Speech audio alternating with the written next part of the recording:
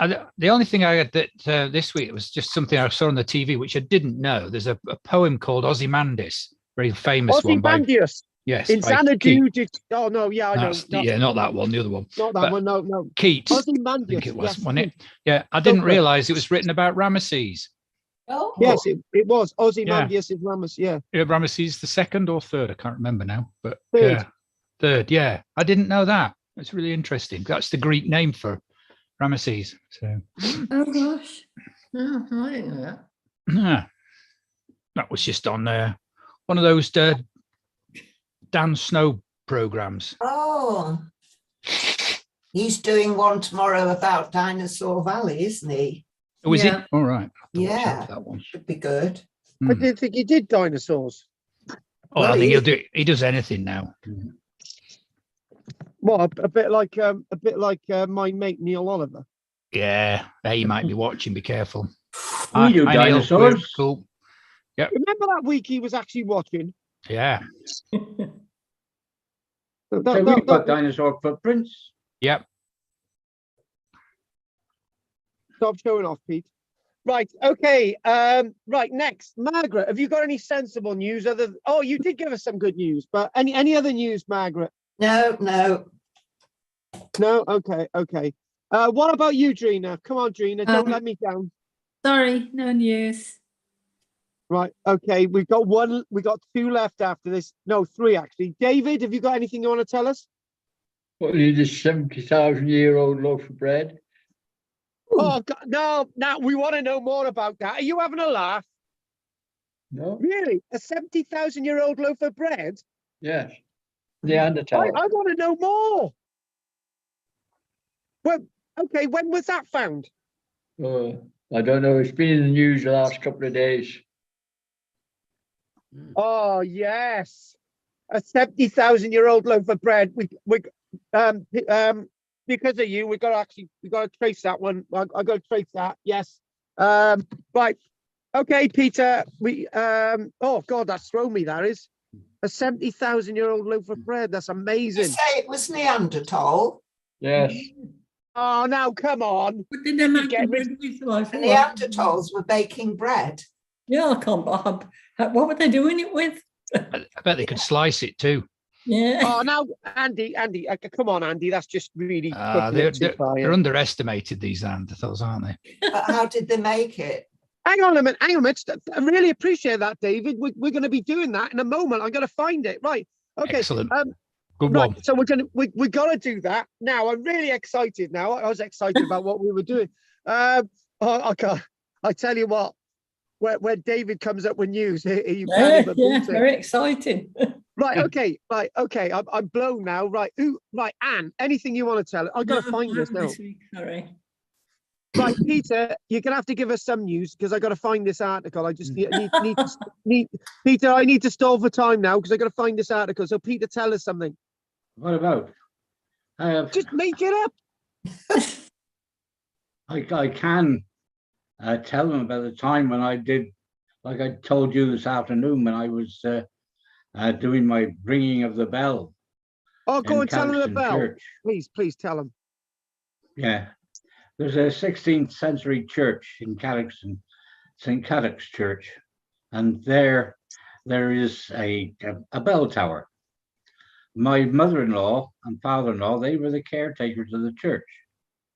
And on this occasion, the Reverend came to see my mother-in-law and said, "Can you do anything with the funeral is paid now to have the bell rung, but the bell rope's broken. Can you do something about it for me? Because they've already paid for the bell."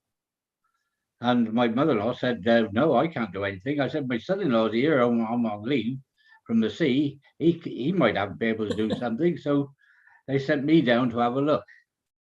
So I went down. I went up into the bell tower, and the rope surely was broke, but it was rotten as a pear and couldn't be repaired at all. So I went right up into the bell tower. I was looking out the window, and I said to the Reverend who was down below, the rope is broken and it's not repairable. Oh, he said, "Can you ring the bell?" I said, "Well, I suppose I could ring it by hand, yeah." Okay, well, I'll give you the signal when the cortege is coming in, and can you start to ring the bell? So I was there a bit like Quasimodo. As they came in, he gave the signal, and I started to ring the bell as I rang the bell, just like Quasimodo. Yeah. The bells, the bells. Yes, dong and dong. Been deaf ever since. Yeah, yeah. That's a true story. That is, yeah. Very good. Right. Okay. I'm really struggling trying to find this bread. So You're still struggling. Yeah, I found it. It's wild pistachio flatbread. Where? It was found in Iraq. What is this now? Yeah. Wow. What site you're on, Margaret? Yes, Well, I've lost it now. Oh, I presume Carl would have found it, so I've gone. Oh, thanks a lot. I'll do it again. The one I looked at was in the Scotsman. What? In the Scotsman. Right. So Wow. this is the one we're looking at, is it? Yeah. 70,000-year-old wild pistachio flatbread discovered in Iraq. Oh, I've got it. I've got it. Well, that sounds quite nice, doesn't it? Pistachio Yeah, flatbread. Pretty nice at that, yeah. Pistachio bread. Yeah, found in the 1990s. Hang on a minute. It's found in the 1990s. We're only hearing about it now. We've had a few wars. 500 miles north of Baghdad Oh, right. And- That's some and we've- Kurdish and we've had- territory, isn't it? So, at the Shanadar cave site.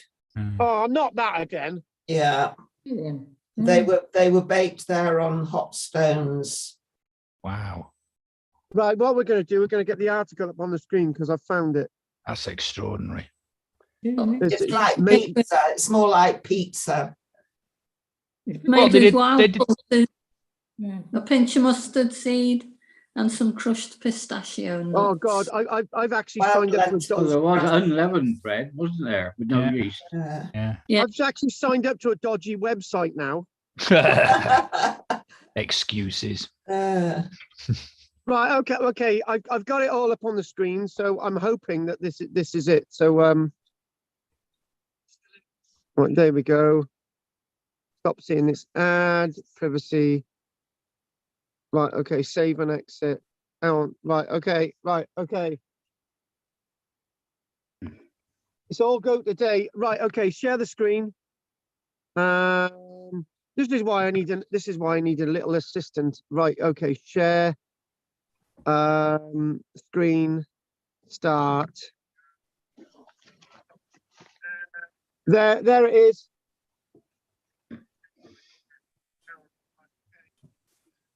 I'm hearing myself twice. Right, okay. So right, so here we go. Scientists unearth. Mm. You seeing that headline? Yeah. Yeah. So we're just gonna do we're gonna look at this flatbread now. Hang on a minute. Yeah. I love the unleavened idea. Yeah, I love the idea. It's a Black Friday deal as well. bread. Yeah. Right, so shut up. Hurry while stocks last. Scientists unearth 70,000-year-old flatbread unlocking secrets to historic diets. A professor has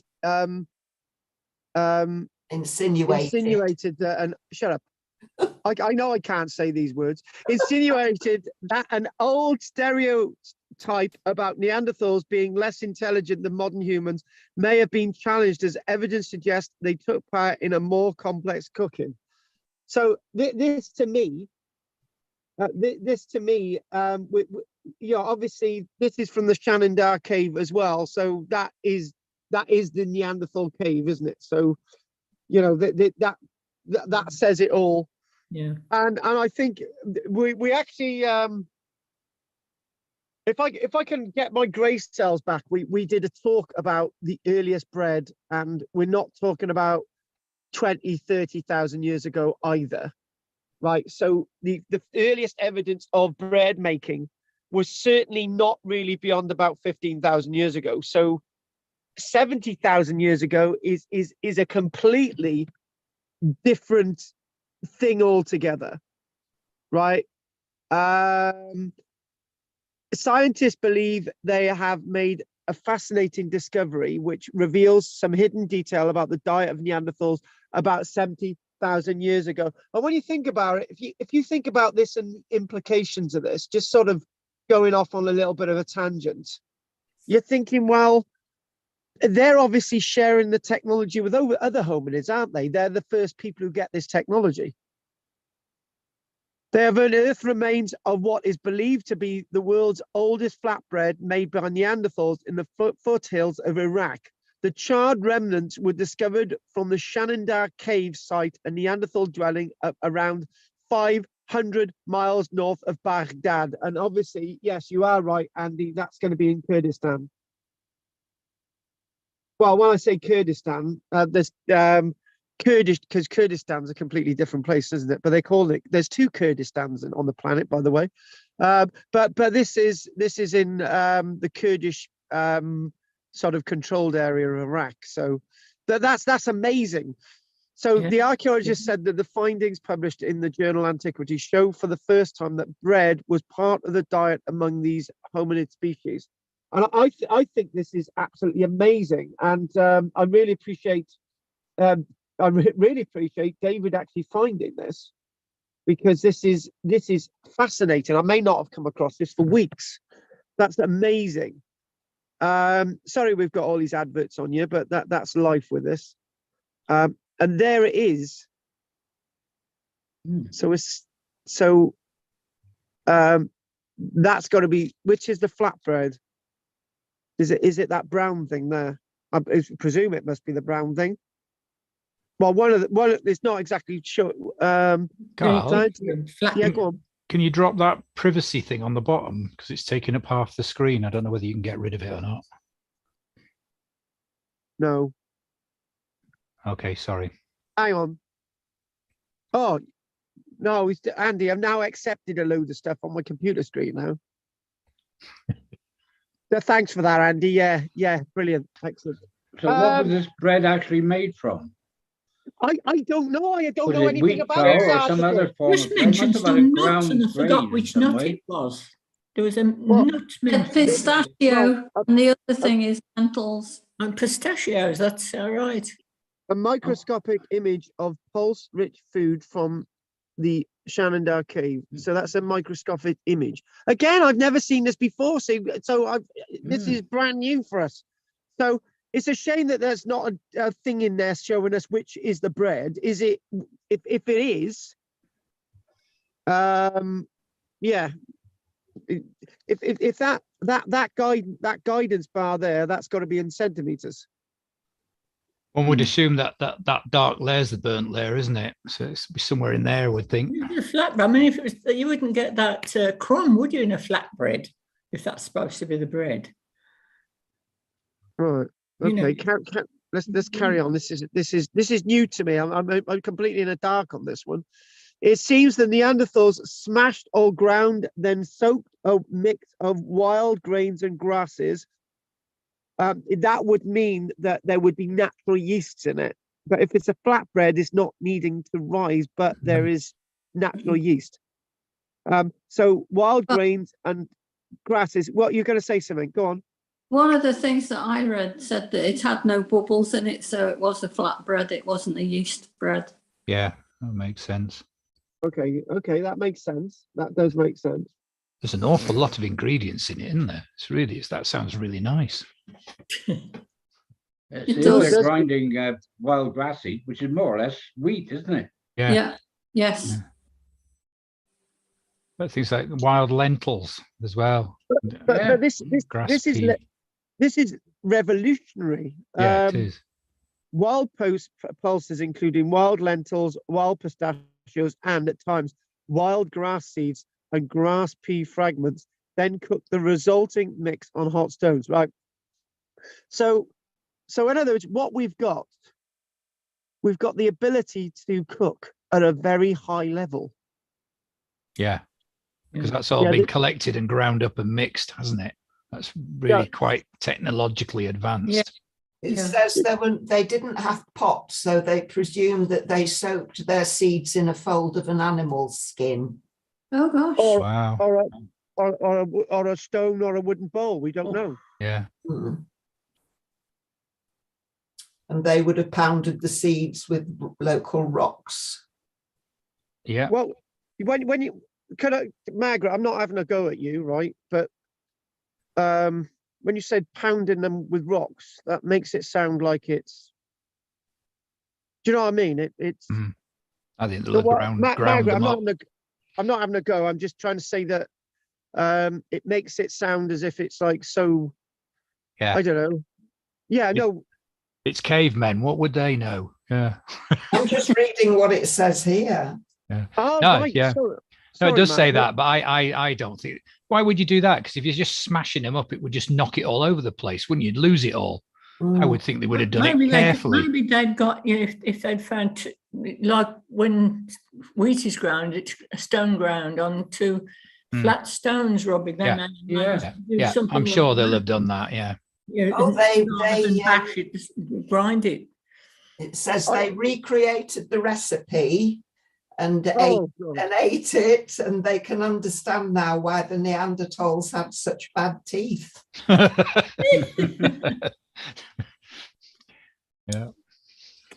There's nothing in that should affect the teeth, surely. That'd be this stone that they ground it up with, won't it? Yes. Well, and the bits of earth off the soil off the ground that they've dropped the bits and picked them up and mixed in because they didn't know to do that. Yeah, but the thing is, at the end of the day, right? I know we're talking like this, but medieval recipes.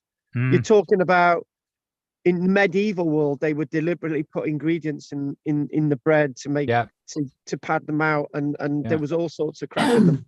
And it was only until more recent times that legislation came in to actually stop that.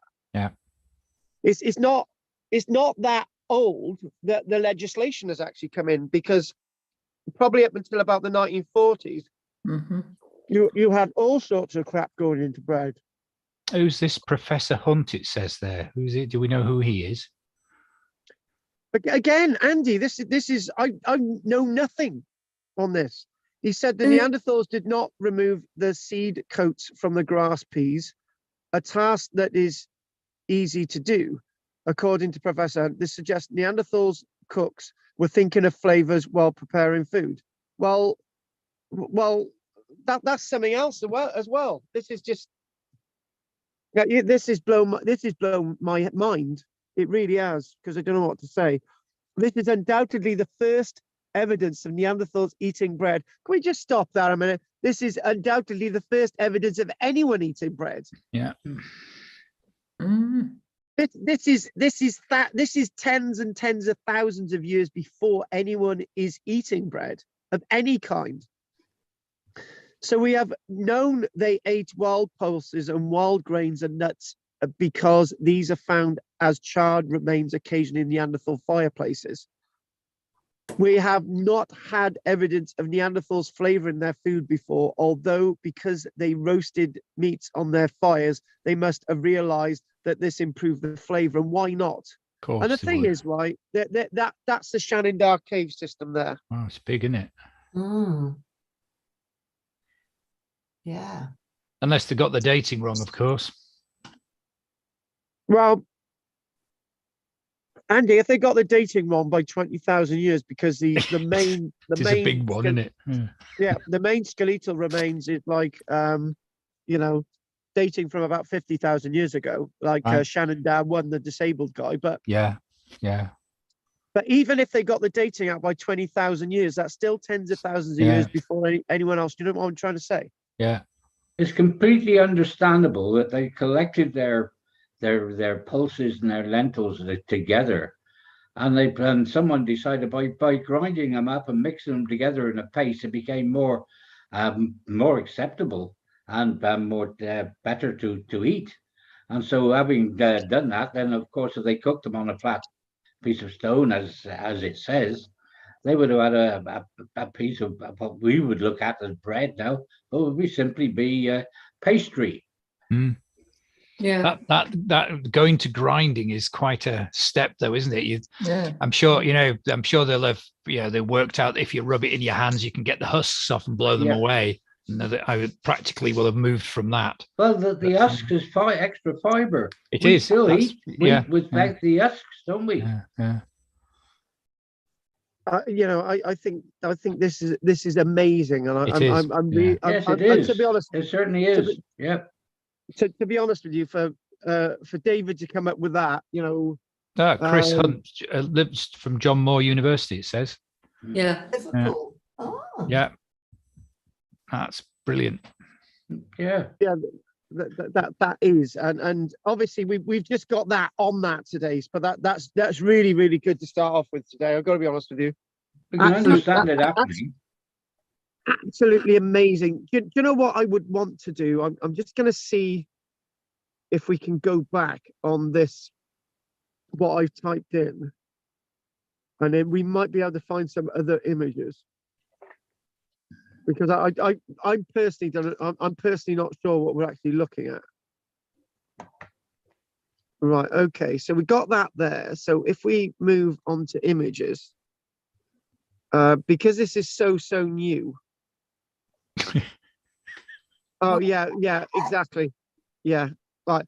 Okay. There it is. There, the one on the right. But we've already looked at that, and we don't know exactly what we're looking at, do we? On that image there. Well, that's just a site picture, isn't it, with a small burnt area, which is obviously a hearth of some sort. I'll tell you what, if it's any of this, it's making me feel hungry. They just found burnt fragments. I don't think there was anything whole. Yeah, but burnt fragments. That's just that's it, isn't it? We're looking at these small bits of evidence. Oh God, wow. So what we need to do, we need to get into what we're doing today, right? And it's the Silbury Hill, and I'm a bit off on how I do this, because last week we did do some of it, but we really didn't do as much as I wanted to lead us into where I need to be. Right, but what I will do is show you a very odd image, a very odd video. So the very odd video comes from YouTube, and what I'm going to do is I'm going to show this in the background, this video, as I talk over it. So let's cue video. Let's go back. Is video showing? Starting, yeah. Yes. Can you hear the sound? Not off. Yeah, no. Hang on. I can't kill the sound. Can you hear the sound? No, we can't hear the sound. No. Right, okay. Basically, on the 11th of May 2007, the archaeological contractors Skanska, under the overall direction of English Heritage, began a major program of stabilization, filling the tunnels and shafts from previous investigations with hundreds of tons of chalk. At the same time, a new archaeological investigation was conducted using modern equipment and techniques, and the work finished in early 2008. And we didn't get anything like this, but this gives you an idea of the scale of the mound. You can see the archaeologists there, and Skanska and English Heritage. And basically what they're doing, they're all gathered to perform a ceremony on the mound, whilst the contractors Skanska actually fill in all the shafts and so on. And what we've got a druid there, and we've got sort of various other professionals. And this is basically a ceremony that we're seeing. But I wanted to show you this because this shaft is actually the shaft excavated in the 1960s. And there's a date on there as well. And we'll show you an image of what this looks like inside. But again, you've got them performing a ceremony. So if we move on a little bit more. And there's the druid with, and you've got the hooded man with the horns, right? And basically, this is all to do with this sort of reopening it to sort of conserve the site. So I've got a piece I want to do today, and it's actually I'm a bit torn between looking directly at the piece in front of me from Current Archaeology and another listing about Silbury Hill. Both of them have got lots of information, but what we are going to do is we're going to move this video a little bit further on. They are doing their little ceremony there. And there's another guy there on the mound, and again, this all gives you an idea of perspective, and the type, the idea of reverence given to the site, and you know how English heritage sort of treats the site with a level of respect. So there we go. They're going to open the door. And I don't know what else they're doing. Probably this is supposed to be opening it, actually. Right, they're trying to open it. Obviously, the padlocks sort of. Are we gonna look inside? No. Anyway, so what we're going to do, we're going to show you another image now. This one here. And we got that. Come on. Hang on a minute. I just lost the blooming image I just had. So anyway, we're going to crack on. So I just had that there. So if we put Silbury Hill collapse, and we got the images. And this is basically the tunnel. So what they've wanted to do is because of massive subsidence at the site, it's all about consolidating the site and sort of treating it with a great deal of respect. And that's what that little weird video that we just shown. And the weird little video that we just shown then gives you an idea of the immensity of the mound. That's why I did it. And sort of, again, this is 2007. So so the story begins on May the 29th, 2000. English Heritage realizes that Silbury Hill is collapsing. It's actually collapsing because of all the holes dug into the mound. A large hole had appeared in the top of the huge mound, which we actually showed you an image of last week. So if we again, there's lots of images about Silbury Hill. So if we go to this image that actually shows the collapse, and I do believe that the story is that somebody lost a dog down it, and the dog was never found again, which is very sad. And again, if we just go with that just opened up. Somebody was obviously walking up there, and it's this hole appeared in this massive, one of the largest earthen mounds on the planet. Actually, obviously the largest in Western Europe. And the thing is, with all these holes opening up, they realize that the mound might really be actually collapsing.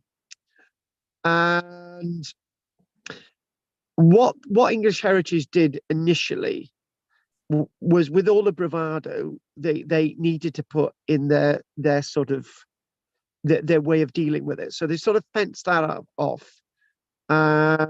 A large hole had opened in the top of the monument, and caving enthusiasts were already abseiling down and exploring the crumbling sides, which is very, very dangerous. There have been 3 major excavations of Silbury Hill in modern times, each contributing to understanding the mound. However, each contributing to destabilizing the mound. That has led them in 2007 to really want to restore the site. In order to understand the current work of English Heritage here, it is essential to note that it has been clear from the start of the conservation projects that it's more of a conservation project than an excavation, because really, David said last week, he said, "Oh, it's a large mound of earth," and Dave is not wrong. It is a large mound of earth, but the fact of the matter is, what we do know about Silbury Hill is how it was built in the main, and maybe giving us an idea what the thing was for. The main thing is to try and understand, try to really understand what this is about, by looking at what we already know. By sealing all these things up in 2007 was to keep the mound there so it could stand there forever, instead of all these holes making it subside and fall apart.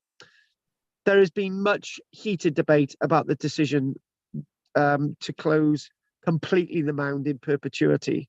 So in other words, for now, for the next few decades, maybe for the next 100 years, no archaeological work is going to take place at the mound at all, because it's felt that when they have dug mounds, it's just destabilized it.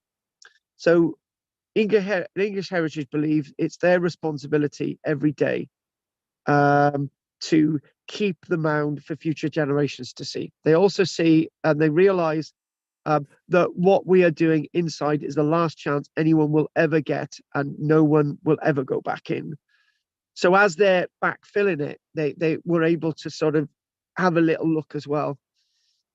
So the backfilling was in 2007, and this is amazing figure. The amount of earth that had been taken out from the tunnels that we know about from Marlborough Mound equated to them needing to put in £500,000 of crushed and liquefied native chalk, which was pumped back into the hill, into all the voids, so that it could obviously help the mound to be preserved for future generations.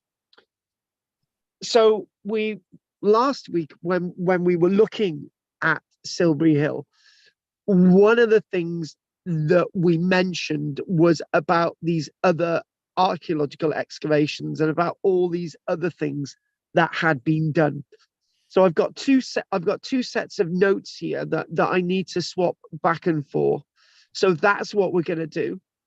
And what we need to do is see sort of one of those plans of Silbury Hill, and to sort of get an idea a little bit more to what we're talking about. So that image there is one that we will look at, and you can see all this sort of idea how this is to be seen. Now that there wasn't dug last week. That wasn't dug in 2000. That wasn't dug in 1800. That was dug, amazingly enough, in 1776.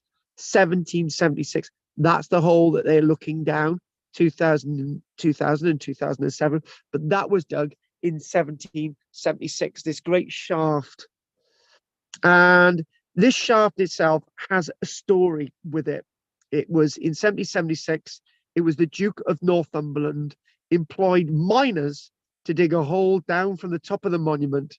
He was disappointed in his quest, and it was the remains of his shaft that had reopened and caused the sort of gradual cave-in and problems for this wonderful monument. So, you know, something like that happening all those years ago has had repercussions for this modern day and age. So to sort of, again, you know, the Duke of Northumberland, it was in the October as well that the shaft was dug, which was a very strange time of years to dig it. And they actually used some of the best miners in the world to dig this shaft into the mound. And where do those miners come from, Peter? Cornwall, of course. They were Cornish miners. Tin miners. And Cornish miners, yes. So they sank a vertical shaft from the top all the way to the center of the mound, all the way down to the bottom. And they actually, from what we know, they found basically nothing. There was no burial chamber. There was nothing in it, nothing at all. However, we have missed one little bit of a fact. The site was first excavated. Start again. The site was first illustrated and studied by a chap by the name of John Aubrey. And John Aubrey was looking at the mound in the 1670s. By 1680 and 1682, his notes about the mound had been published in something back then that looked at various different sort of archaeological sites in Britain called the Monumenta Britannica. And that was John Aubrey saying, look, we've got this mound. It's really, really important. Now, William Stukeley, another chap, again, before the Duke of Northumberland, William Stukeley wrote that a skeleton and bridle had been discovered during tree planting on the summit in 1723. That's rather interesting. The reason why that's rather interesting is that there were trees placed on the mound. There's no trees there today. Don't know why that is. It's very odd that there is no trees there today. But we've got tree planting was undertaken on the mound in 1723. A skeleton and bridle. That we don't really know anything more about the date. But that's that. And then that sort of got the Duke of Northumberland. And he was accompanied by a certain Colonel Edward Drax, who was an engineer, and obviously they needed those Cornish miners to get on to the mound with them. Now, there had been loads of other excavations. Obviously, it was believed that the Duke of Northumberland hadn't done a thorough enough job. So what we need to do is we need to think about the other excavations, and we need to think about something else. So what we're going to do, we're going to, as I say, there's a lot of things to try and get through today with this. No rush. Let's just enjoy what we're doing. We did see this one last week, but this puts this into a little bit more perspective. So, you know, it's what we're, there you go. You got the 1776 shaft. There it is. And you can see from all the other work, right? There's marked tunnel there on the bottom. You can see that there's lots of different stages at work at Silbury Hill, lots of different stages. And then what we do, we then turn to 1849. This is a bit like an investigation with all these wonderful images in front of us. And this is very relevant now. We're not really sure about this last week because I've shown you this. And there you've got the vertical shaft in 1776. Atkinson's tunnel built in 1968. That's the image that we saw at the beginning, where they opened it, that metal door, where they were trying to get the padlock off and what have you. So I don't know if there's another part to that where they actually open it. There probably is. Anyway, so in 1849, a tunnel was dug horizontally from the edge into the center. Now, it's not Atkinson's tunnel, but it's another tunnel. So from the edge into the center. In 1867, the results were actually published in the Wiltshire Archaeological and Natural History Society Transactions. And so, hang on, I've got that wrong. Sorry. The 1849 excavations was published, and then 1867, which would be where this was published, probably in about 1852. I've missed something out there, sorry. So they were probably published in about the work in 1849, probably published about 1851, 1852. And then there was more work there in 1867, which was also published in the Wiltshire Archaeological and Natural History Society. Now we're back onto it. And they excavated not into the mound, but they excavated nearby. And they've said that excavated the east side of the hill to see if there was a trace of what they believed to be a Roman road. And at that stage, they weren't sure of the dating of the mound. There was thoughts that the Roman road that went to the mound may be going underneath it. But obviously the Roman road wasn't going underneath it, because the Roman road was a lot later than the mound. But that's interesting. We're already talking about the mound, and then we're talking about other sort of associations with the mound. And we're talking about sort of other links to do. Last week, one thing that we said, you got this big mound there, and it meant this and that in the Neolithic period. Then it meant something to those in the Bronze Age and the Iron Age and in the Roman period. And then, when we said about the Roman period, there was like the evidence of maybe some building there in the Roman period, because you got Roman civilian settlement nearby. We mentioned that this Roman road's interesting, and then you've got sort of a medieval link, and then you've got what we mentioned last week, was instead of a flat top, because it was flattened off, wasn't it, a few hundred years ago, but it was a domed at one point, and that was the sort of idea that it may have been used as in the Norman period. But anyway, enough of that. So what we do find is this back to the road as well. They found that the road approached the mound and went around it. It sort of went to it. Went around the mound. So obviously it didn't go underneath that.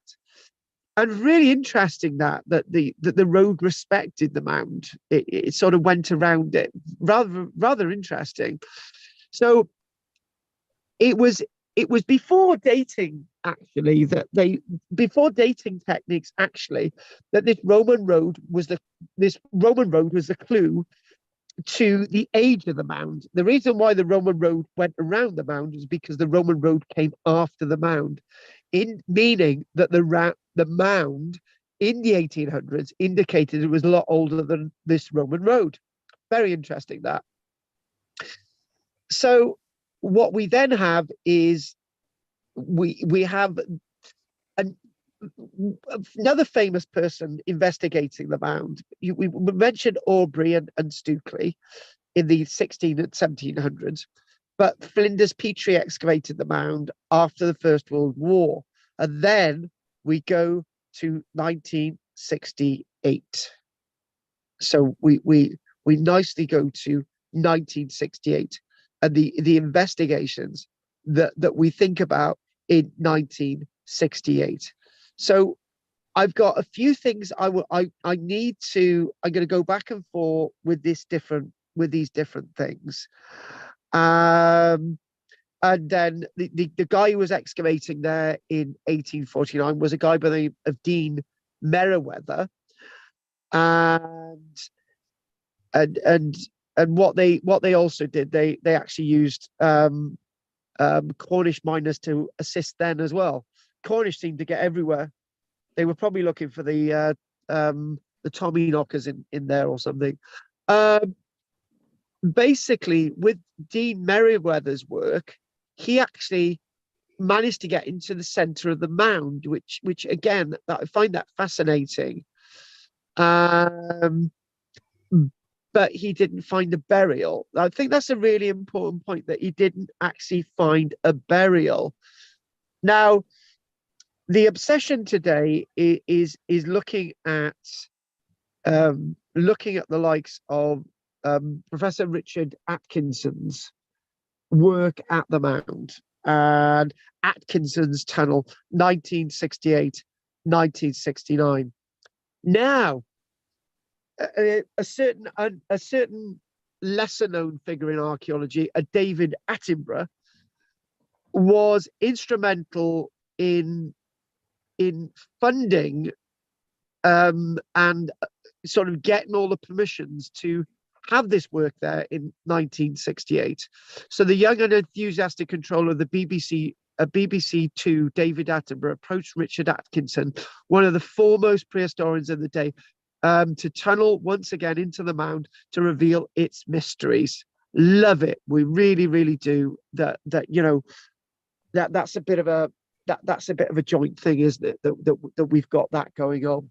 So back to my other notes again, swapping between these notes, so I'm not getting over confused.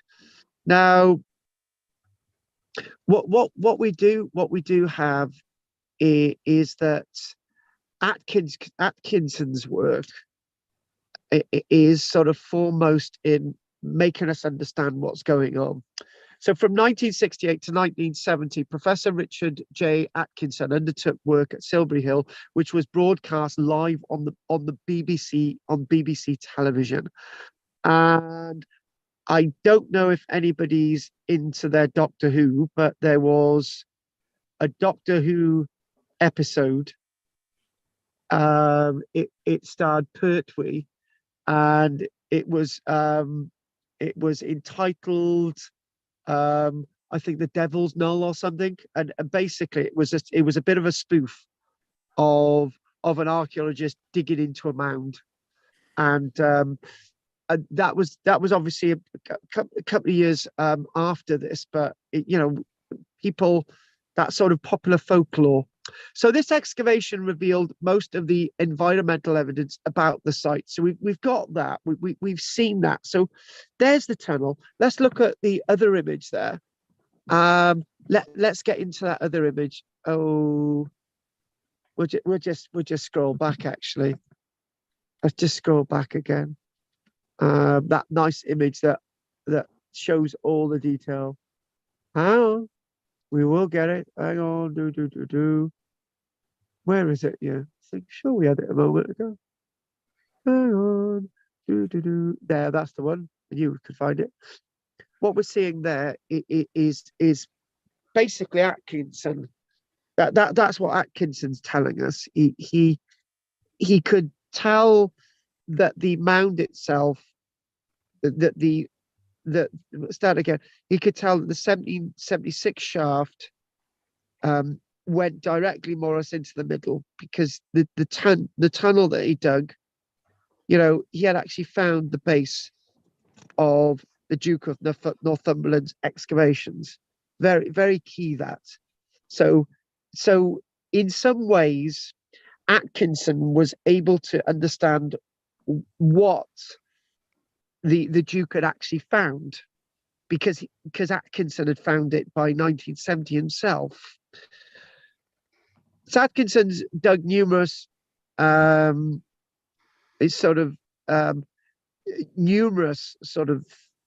experimental sort of as he's tunneling through. So he's excavating, and as he's tunneling through, he's digging trenches in the tunnel, if you get my drift. So you've got the excavation which is going horizontally into the mound, and he's digging trenches along that which go vertically. very, very important that. And in many ways, he was following the route of the 1849 tunnel, or parts of it. He, unfortunately, radiocarbon dating was, am I going to use the word not in its infancy back then? Is that fair? It's not. Radiocarbon dating will ad libi in 1951, 1949, 1951 in America. I think the point is that, you know, back then we didn't know about contamination, and it's likely that, you know, that maybe the results that he got may have been slightly contaminated. We're not sure. He argued that the hill was constructed in steps, each tier being filled in with packed chalk and then smoothed off and weathered into a slope. Others believe, as we've seen, that was stepped. Atkinson reported that the carbon-14 date for the base layer of turf and decayed material indicated a date sometime in the region of 4,750 years ago. But it is just trying to confirm that, or to maybe disagree that. So again, going back to this little bit of a story that I want us to continue. So, you know, the work itself as part of David Attenborough's sort of series, as I say, it was live, and Atkinson reported it was built in stages, but it's likely that there were probably about 3 major stages. You've got if you can see, it says phases there, but stages. So obviously, sort of one spurt, the bit in the middle. And then you've got the other one, which is that grey sort of bank coming up there, that's indicated. And then you've got everything else. So, you know, a turf covered mound, they call it, a turf covered mound on top of chalk, which is enlarged. Atkinson only took 5 radiocarbon dates from the site. So obviously it sort of makes it sort of late Neolithic. However, by the end of the second season, the program came to a halt. And again, so the second season, what should be done with the tunnels, that remains. So in other words, it just came to a halt. Why it came to a halt, we don't know. Atkinson believed that they should be left open for future generations to explore and revise his interpretations, which is great. Others were not quite so certain that the iron arches would stand up. So the Ministry of Works, the predecessor to English Heritage, decided that the main tunnel should be backfilled. The main length of the approach tunnel was backfilled with roadstone, but the process was not completed throughout the tunnel system. And the central portion, where there was a cruciform excavation, was left open. Eventually, the Ministry of Works was proven right. When the iron arches buckled under the weight of the hill above, and a complex system of fissures developed, in May 2000, the central part of the chamber collapsed, as we've already mentioned, and the earlier shaft fell into the central chamber, and a hole appeared at the top. The hole was hastily covered, though this did not prevent caving enthusiasts, as we've already mentioned. They would just break into it and abseil into the void, and thereby dislodging even more material from the sides. Well, that would have been a criminal offence. It would be now, because that's a scheduled protected ancient monument. A blockade of white polystyrene blocks was then inserted, and Skanska and Engineering were called in as consultants. Since then, with the expenditure of over £1 million, the interior of Silbury Hill has once again been investigated and backfilled. However, what we're going to do now, we're going to take a little bit of a break. We're going to see if there are any questions. which would be very, very useful. And I wanted to mention before we sort of go any further that the reinvestigations in 2007 did come across one very important object, but I'll tell you about that after the break. Right, so what I'd like to do is find out, are there any questions from you beautiful people? Right, what about you? Why is this hand still up? I don't know. It's been there all the time. It hasn't moved. But you're still talking. Yeah. No, I'm not. Who's talking then if it's not me? You. That's what the hand Yeah, but means. I want to talk. Say, please, miss. There you are. It's gone. Oh, no, it's gone. It's up there again now. Oh, no, he's got a heart. It should be in your reactions or whatever it is. It should be in there. How'd you get rid of them? But you just press it again and it should go away. Now you've got a puzzled face. Yeah. Oh, it's The emojis up there now. Now you got the thumb up. Yep. Oh, for God, look, in future, right, just don't bother. Where it says Right. raise hand, you say, like I've just put mine up there. Oh, yeah. It should come up. When it does that, it should have a little thing that says lower hand on the screen as well. Oh, well. So just put mine down. Oh, there we go. Lower all hands. Yeah. Gone. It's gone. Yeah. And why is it yellow? Oh, Yeah, why is it oh, yellow? look. He's got a little Oh, heart. how nice. Oh, bless. Ain't that sweet? Oh my God, I can't handle this anymore. Right, okay. Right, okay. Right, Drina, you haven't got anything to say, Drina, at this stage, no? No, thank you. No, all very interesting. Right, okay. David, anything you'd like to say? No, thank you. Okay. Margaret, what about you? Well, I enjoyed looking at the plan of the building and all the different Wait a minute. phases. Yeah. All the different phases. And it was built over about 100 years, are they thinking? 200, 100, About 200, 200 300 years.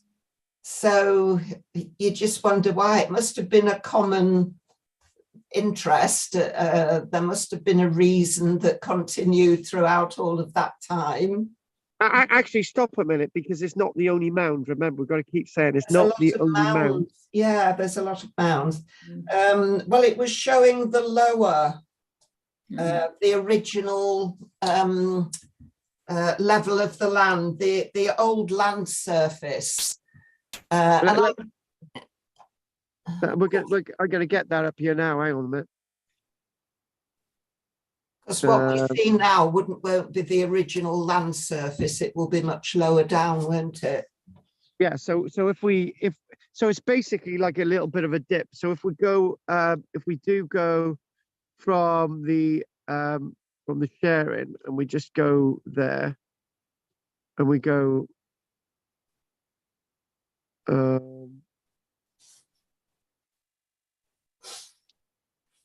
How Oh, do they know I've it's got- built up for such a long time? What's the Well, evidence? I mean, I it don't really- know. I've just lost the thing a minute. Oh, there it is. Go. Sorry. So the original land surface would have been a lot lower than it is now. Have they ever dug down rather than just horizontally into it? I think. Oh right, yeah, dug below it. Now that's a really interesting Yeah, question. 'Cause No. there might be it might be a burial, but lower down underneath the mound. There might be a much earlier landscape. Yes, you are very, very right. At least that gives a reason for it, because I was wondering what you wonder why these things are done. Yeah. Well, ancient folklore says that King Sil and his horse were buried there. That's just old folk tales. Yeah. But it could be Who true. is King Sil? Well, that's what they named Silbury Hill after, King Sil. Oh yes. How did I not see that? And old folk tales say that he's buried there with his horse, and they built the mound on the top. So I'm just wondering if they ever dug down to see. Thing is, if they built that for one king, that was going to take some long time after the king. Years and years, wouldn't it? Yeah, but there is a point to be made here, right? It's a very good point. Say it was built over 200 years. Most of them would, well, everyone would have forgotten why they were building a mound in the first place. Well, Have any of you ever seen Forrest Gump? Yes, yes. Right, yeah. Now, that's a really, this may sound a bit nuts, right? You know, there's a medical condition that if you start walking, you keep walking. You don't know why you're walking and you can't stop, right? You just keep going, right? Yeah. I know that, right? So, and basically, you don't know what, and basically in Forrest Gump, right? I think this was a very important point because I actually realized I had seen this medical condition. I had seen this medical condition, and Forrest Gump turns around. He says, he stops, and he's got like 100 people behind him, and they all says to Forrest, "Why have you stopped?" He said, "I'm going home now." And they're all really disappointed and disheartened, and they're really upset with him. And you're thinking, well, actually, do you need a reason to build this mound? Do you ever ask your children and your grandchildren on a beach why they're building a sandcastle? Do you ever ask them that question? There probably was a reason initially, and then... Initially, yeah, that's the point, initially. But 100 years on, they had no idea. There was no newspapers back then. And actually, there is the other thing as well is, do you need a reason? No. Not necessarily. If you're going to do an awful lot of work on something and put an awful lot of effort in, you'd think there'd be a reason. You'd think there has to be a reason. You know, you can't imagine why? A lot of effort would go in for that much effort for no reason. Yeah, but there is, look, Peter and Anne, there's a really good point with this, and you know, this is what me and Margaret have just been saying, right? If you start off with building something, right, in year zero, right? So 30 years on, the original guy who came up with the idea was dead, right? And everybody's saying, well, he had this idea, and somebody else said, oh, I think it was this idea. So you'll have another generation go by, and after 60 years, you're still building this thing. So, Peter, the point is, you must have had a reason, but by the time you get 30, 60, 70, 80 years on, 100 years on, 150 years on, the original reason is not the reason why they're building it. I mean, why would they have a reason to stop? Almost, if it's an ongoing intergenerational thing. Yeah, that's the thing. Why did they stop? This is the Forrest Gump thing, right? I know Forrest Gump is you know, it's like a film and whatever, but it's like, why have you stopped? And it's like, oh, because I'm going home. Why have you stopped building the mound? Because we've just stopped building it. That's it, you know. And it may sound ridiculous, but it's not. It's not ridiculous. I'll give you a few examples how not ridiculous this is, right? Let me flow on this one a minute, right? In the old workhouses, they used to give people jobs like a hammer crushing stones, or putting a peg in a hole, and it would have obviously crushing the stones out of reason because it could be spread on roads and stuff, right? But they had to give them jobs primarily that did not compete with industry, right? So the stones going on the road itself would have helped industry, right? But wouldn't have competed with industry and wouldn't have made people out of work because we need loads of gravel on roads and whatever. But the point is, banging a peg into a hole has got no purpose, right? But it did to them. And just because we don't warrantly want to see a purpose today, It may have had a purpose to them. And at the end of the day, right, they had a different way of looking at life. Very different than today.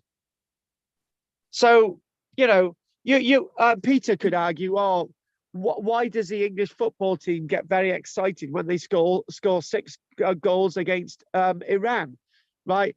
Well, they do, because they like football, Pete, right? That's it. Why does Peter get excited about Cornish tin mines, and to other people, there's no interest in it at all? It's different ways of looking at different things. Horses for courses. Go on. Putting the pegs in the holes was something imposed upon people who wouldn't have chosen to do it. Whereas building this mound, and there's so many of them having to cooperate to do it, it seems less likely that it was something imposed, unless they were slaves. Sorry, I do apologise. I did not mean that insinuation at all. I do apologise, I really do, because that was not what I wanted us to see. You are very, very right, Anne. I do believe that they wanted to build this, but they wanted to build it for different reasons over a long period of time. Yes. It could have been a continuous storytelling kind of ritual. Oh, my bloody God. Isn't it? Oh, my bloody God. Right. Yes. Hang on a minute. Hang on a minute. That is like a totem. Yeah. Have you been reading up about this? Because that's in my notes. Yeah, of course I have. It's in one of those books in my garage. Margaret's ever so well informed with a personal library. I've got a library. Telling me all about Silbury Hill. Can I just ask you something just quickly, because we're supposed to be having a break, right? Can I ask you something? If a young man knocked on your door, would you turn around and say to him, will you come down into the basement and see my library? No, I'd say you can come in the garage. You know what I mean? Because that's exactly... I've shown many people my library in my garage. Nearly everybody that comes to the house, I show them. Just look in here, there's over 300 books. Oh, and they're flabbergasted. You've been around Claire too much. God, right. Anyone else got any questions before we have a break? Drina, Peter, Anne, we've already done David, Margaret. I haven't got a question, but I might have a go at making pistachio and lentil flatbread. Sounds interesting. Yeah, but there's one problem with that, Anne. You don't have a group for you to get together next week, so me and Pete can be really upset that we're not there. Yeah, it's a pity, because we used to do things like that when we were meeting. We're doing the Skype ones. I tell you what, if you talk nicely to David with his beautiful kitchen, right, you could all go over to David's and you can experiment. Cook the bread. I know I haven't asked David at all, right, but I'm sure he wouldn't mind. Right, so, okay. We'll have a little break there for 10 minutes and we'll be back. Take care. Okay. Okay.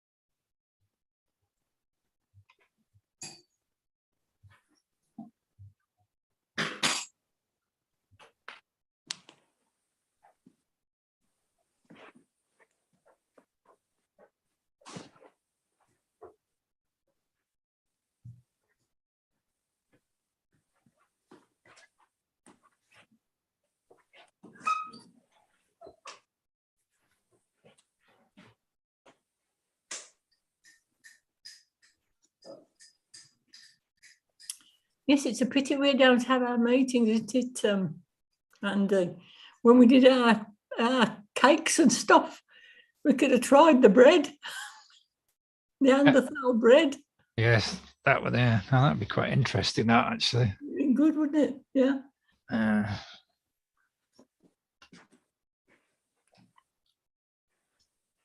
was making flatbread. I've never made it before, but I was doing naan breads, which are a flatbread. I had to go those last week. So it would be somewhat similar, I think, the way to do it.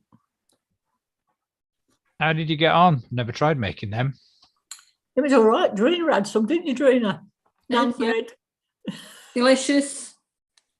All right. I've made chapatas and stuff like that before, but they're dead easy. But... Yeah, I've done chapati. Yeah. But the naan bread was very easy because you didn't even need anything to cook it, and just you put it onto a hot pan with no oil, no nothing, just right. And it did work quite well. Yeah.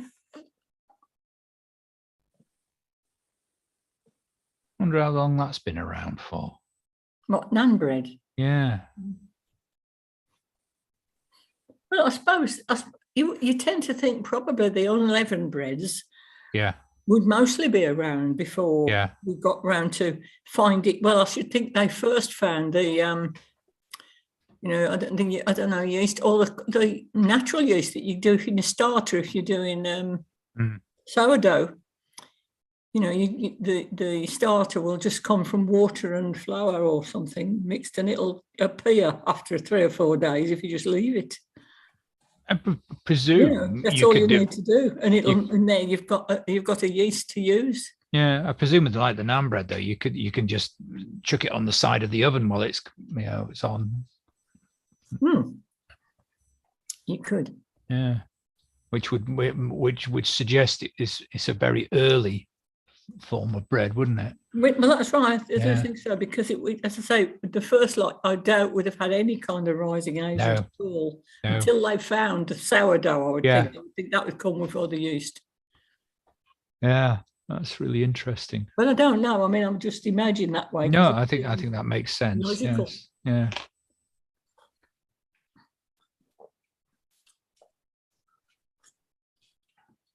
Yeah.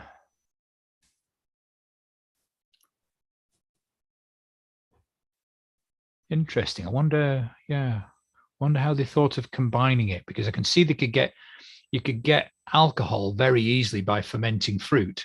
Yeah. Because that naturally occurs. Yeah. But, well, maybe the I don't know, they'd have found to put it in and make it work though. I mean, I think the starter would use it, that would give you a yeast mix. Could probably happen accidentally, like water gets in, you leave it a few days and you suddenly find it's got little bubbles coming on the top, because it's fermented. Yeah. I don't know whether now they'd think to put it in the bread they were doing, if they were doing flatbreads before that, how they'd think to accidentally, and you wonder whether they have happened accidentally and they think, well, that's nice, we'll do that again. It would suggest that they were experimenting a lot, wouldn't it? The Neanderthals were around for thousands and thousands of years. So they had, for thousands of years, the Neanderthals existed. Yeah. So that loads of time to Try different things. Invent bread. Yeah. Over how many thousand years? I always wonder with that one in Iraq whether they kind of that they made it and then but nobody else did then for another 20,000 years. Yeah, exactly. Yeah. And would the Neanderthals in the cave at Gibraltar have come to the same conclusion? That it depends what was growing around them, doesn't it? Yeah. Yes. Yes. They must have just had the right kind of ingredients around that cave. It's interesting too that Carl was saying they were looking at flavour, and I suppose when they were first just eating raw meat and stuff and scavenging, I'm not sure how much flavour came in, but once they could mix things and tried things together. I mean, I remember seeing a programme once about how a group of monkeys who live near the sea dropped potatoes, and then they all learned to drop them in the sea to get the salt flavour onto the potatoes, which improved the flavour. And they were saying monkeys learned from each other to do that. So I suppose man, who would probably be a lot brighter, would start copying, would get an idea, and they'd all start trying to and experiment more, perhaps. I don't know. Well, they'd have had taste buds. I wonder what taste buds look like. Are they in the tongue? Are they? Taste buds are in the tongue. I think so, yeah. But most taste comes from the smell. Does it? Yeah. Most of your palate, you smell. It's very close to your nose, and it's the smell more or less that gives you flavour. If you take the scent away, you can hardly taste any differences, except for salt and sweetness and sourness. There's only 4 things. What's the other one? It was strange with COVID how the taste, wasn't it the taste that went with some people? And the smell. The smell went. The smell went, which would be the taste as well with it. Yeah. So. But if they were experimenting with flavour, it showed that they were interested in, try something new, and it was nice. Yeah, Let's do this. Well, I suppose we'd all do that, wouldn't we?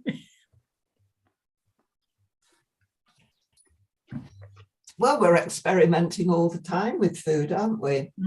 Yeah.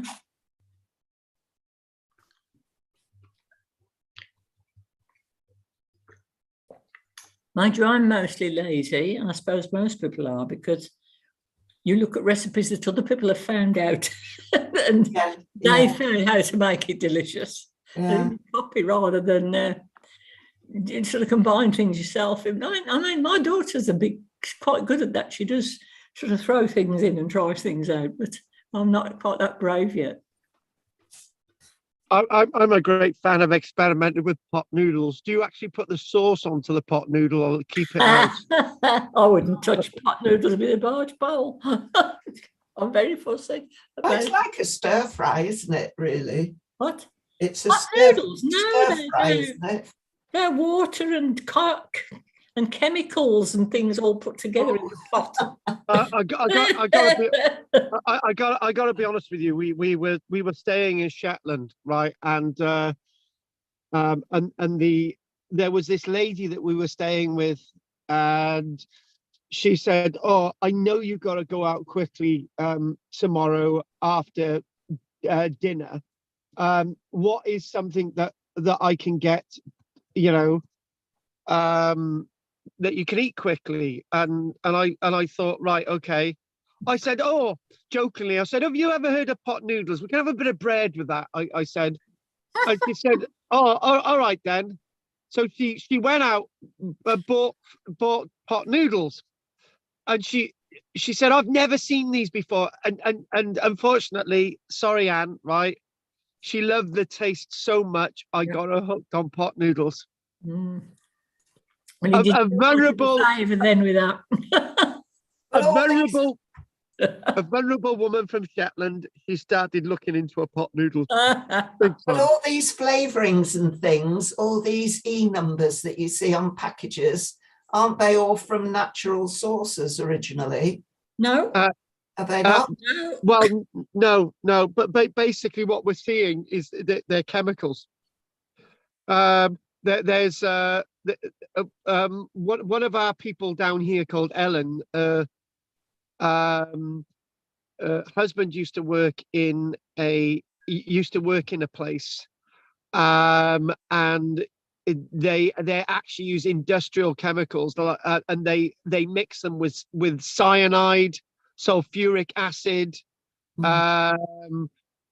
all these other things, and they use a little bit of these things to sort of make the artificial ingredients very, very potent, and that's what you're eating.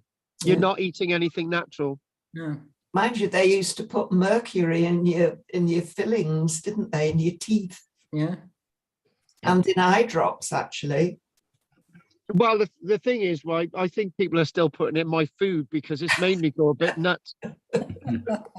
Right, on that note, we got what I'm going to do. I've got a little article of the week before we crack on. It's actually from Ireland. This is really interesting. Ongoing excavations at Kyde Fields in County Mayo provide a fascinating glimpse into farming and food production some 5,000 years ago, again in the Neolithic. Mhm. And the evidence that they're actually getting is very, very sophisticated, with farmers growing crops of oats and barley, ploughing fields using ox-drawn ploughs, and building enclosures to keep livestock. So this is over 5,000 years ago on Ireland, which is at that point obviously an island.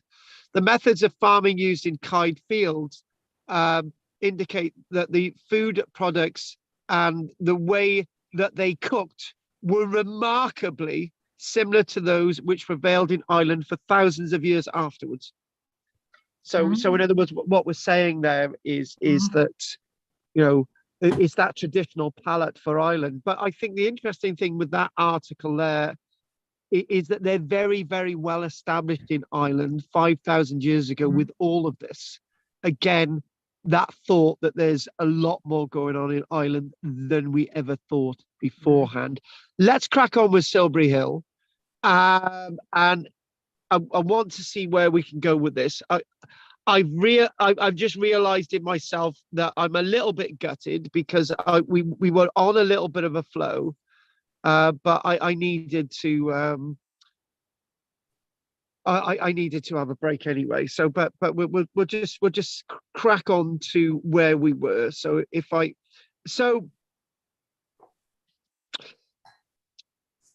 I wanted to mention this, that after the initial discovery of the hole on the top, there were heavy rains in May 2002. So obviously this leads us to 2007. And basically another hole was formed in the top of the hill. So in other words, what's happening is that this sort of shaft that goes down to the bottom is sort of creating sort of little holes going off in different directions. And English Heritage then took a seismic survey of the hill to identify the damage caused by earlier excavations and determine the hill's stability. Few repairs were undertaken there and remedial work of English Heritage. And there was two further small trenches excavated at the top of the summit to sort of get an idea of what's going on with the mounds. So there was some excavation work in 2002. And a guy called Neil Adam from AC Archaeology, which is quite strange, made the important discovery of, wait for it, an antler.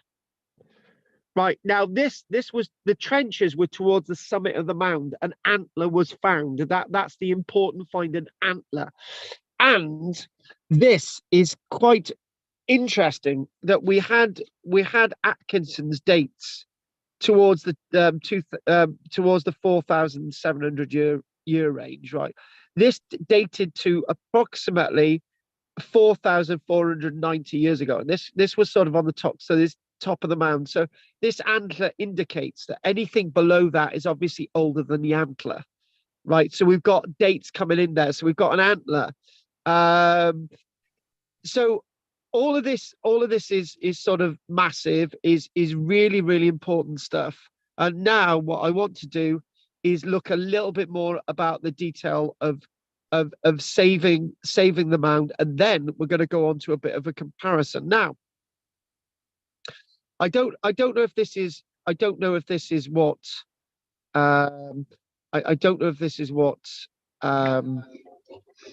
Margaret was talking about, but in February, we'll do the 2007 stuff in a moment. In February 2010, letters written by Edward Drax, the guy who was excavated in 1776, were found in the British Library, describing, wait for it, which wasn't reported by the Duke of Marlborough. Edward Drax was the other guy assisting the Duke of Marlborough, a perpendicular cavity, right? A perpendicular cavity. And he's describing this as 12 meters and something, and it's saying that it was 15 centimeters wide. So there was a bit of a weird cavity. They got to a cavity. It was like a weird sort of linear thing into the mound.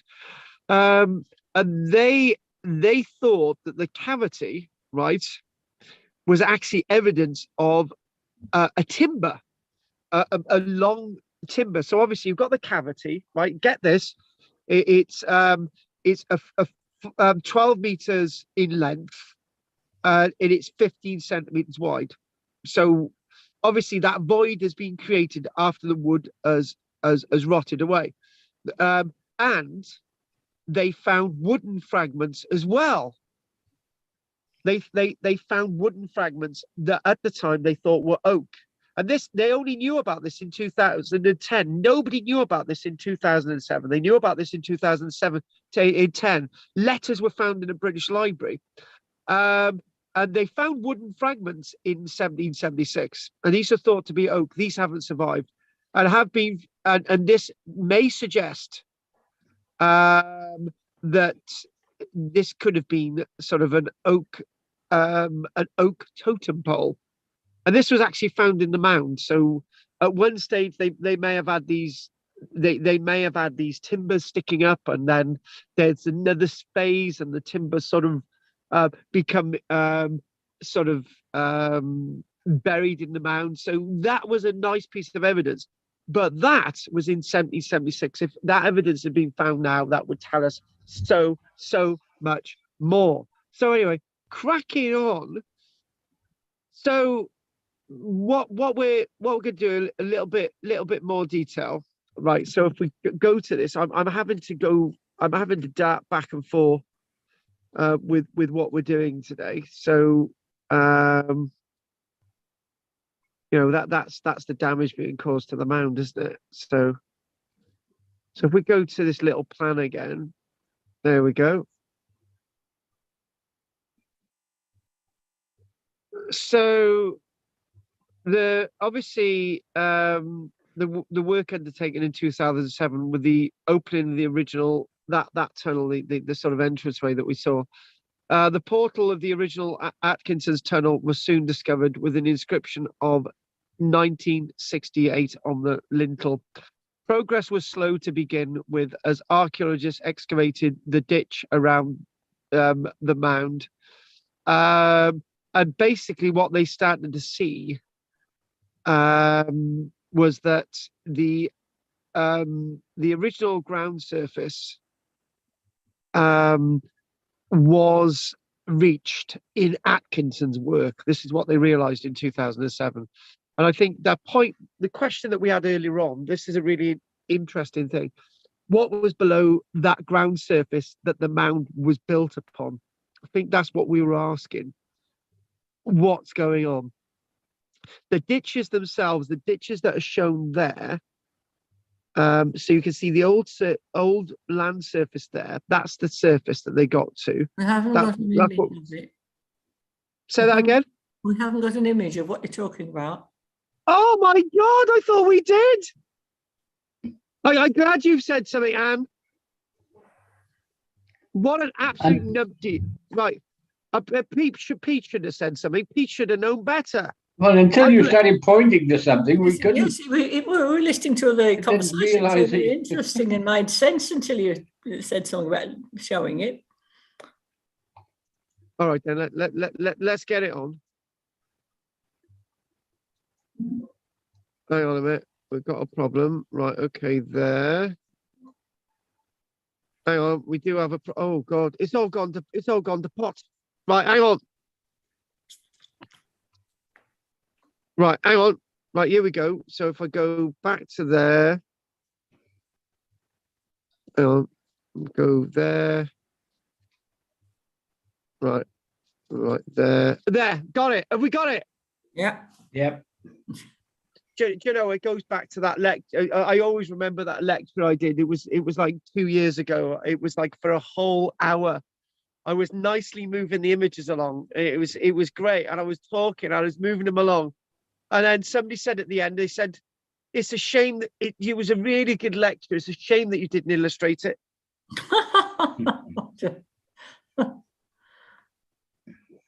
To be honest with you, I was slightly gutted.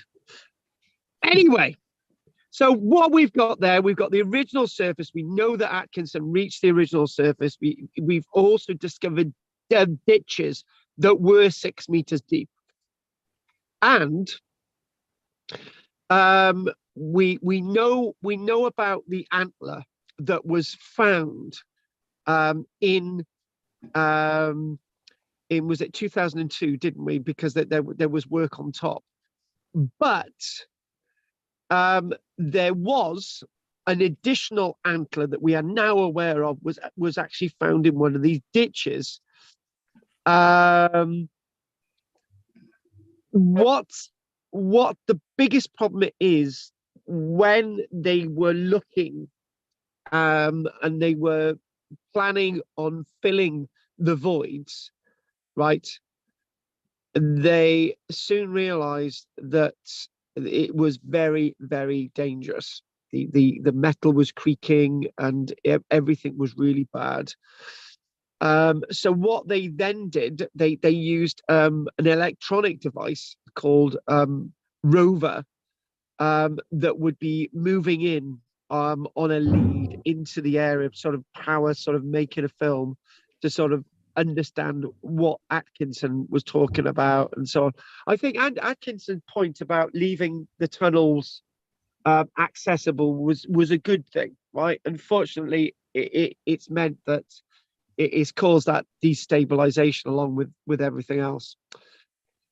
So one of the things, by 2007, they worked out that the heavy rains had percolated through the porous chalk and destabilized it, causing more voids to open. So in other words, what was happening is that the chalk was draining into the main tunnels, and little voids were sort of heading towards the surface, hence the loss of the dog. So it was naturally thought that this whole thing should sort of be closed down and stabilized. So there's another important point to be made. Eventually the tunnel, when anyone actually reached the heart of the mound, they actually realized how well built the mound was. This is a point. We talked about the negativity. We've talked about, you know, they've dug these holes into the mound, and they've done this and they've done that, and they dug these holes into the mound. They haven't found this. They've only found this in the ditch and a surface and multiple mounds, and there's this date and that date and all the rest of it, right? But I think thinking about the mound, as we mentioned last week, as something that is preserved and still with us today, it is very important, because it may have all just subsided and disappeared. It's possible. There's a big ditch around it, isn't there? It could have just subsided into it. Now, you're not going to believe this, right? But I believe this was in the 1968 excavations, right? The archaeologists marbled, as their predecessors had done in 1968, at the excellent state of preservation of the organic materials that made up the original mound. owing to the pressure of the overlying mound, wonderful point, the vegetable matter was perfectly preserved and the grass was still green. Can you get that in your minds? The grass was still green. The turfs of grass were in places still green. The extremely high level of preservation in the center of the mound is unique. And archaeologists were able to confirm the original observation that the turfs were not just cut from the footprint of the monument, but would have been cut from a wide area, including chalk grassland. So this is a really interesting point. Don't you agree that turfs were actually brought in from a wide landscape? So in other words, it's like, in a way, it's like ceremonial turfs being brought to the site and sort of used for the process of building the mound. And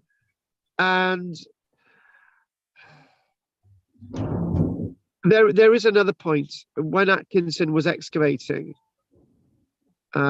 he's obviously blamed for various different things, for not backfilling and all the rest of it. He can be blamed for never having published a complete record of his excavations. So, when we got little bits of antler and ditches and stuff, it was never ever completely published. This was in 1968. This is a professor of archaeology. Obviously, lots going on, but he never completely published his results, which is a shame. Because of this, there are many eyes on trying to really recreate what we understand about the mound. And the 2007 Silbury Hill Conservation Project has quite literally recorded every single inch of the tunnels, and a fascinating virtual reality reconstruction, as well as extremely detailed 3D sections. Over 400 samples have been taken, including a series of cores from the very center of the original mound, with many of them earmarked to be examined in future generations, because the cores were actually frozen. They're frozen and preserved. It is the UNESCO World Heritage Site, and the latest thinking is that the original turf mound may have actually been constructed later rather than earlier, coming towards the very end of the Neolithic period. And however, there continues to be some dispute over this, because people believe it was built a lot earlier than that, a lot earlier than that. But what we do know is that the Silbury Mound is a very important, dominating part of this amazing landscape, right? One thing that we did last week was very important, and this is what this piece says. It says that we've got to look at Silbury Hill within the wider landscape. And there is something else. When Atkinson, because I haven't finished everything to do with Silbury Hill now, what I'm trying to do is go between this material I've got, and it's to give you as much information as possible. So if we will, I want to look at thinking about this image, right? Think about this. Atkinson, the archaeologist excavating there in 1968, reported finding pottery from the late Saxon Norman period on the hilltop, and the present excavation found further evidence of this activity. That's the 1992 stuff, 2002 stuff. One of the most exciting new theories to have emerged from the project and all the work that's been done there over the years is that there may have been a military building on top of here in the Norman period, but actually there may have been something there in the pre-Norman period, at the time of heroes in the past like Alfred the Great. If so, where was the top of the hill dumped? and what could possibly be found in that material. That's a very interesting point as well. And it's a very interesting point is where all the soil was dumped from the excavations into the mound. That would be good to look at. When I said last week, I said the top of the mound had been leveled. Can you remember that? It was originally domed. I should have asked, where did they put that material? Right. And it would be very interesting to be able to examine that. It might have just been dumped around the rest of the mound. Additionally, no evidence. Now, this is another very important point. Do we chuck it in now or do we wait? I'm not going to wait. I need to mention this. There's an image, right? We're on full investigation mode, right? There's an image. And I'm going to pick on Gina. Gina, what's wrong with this image?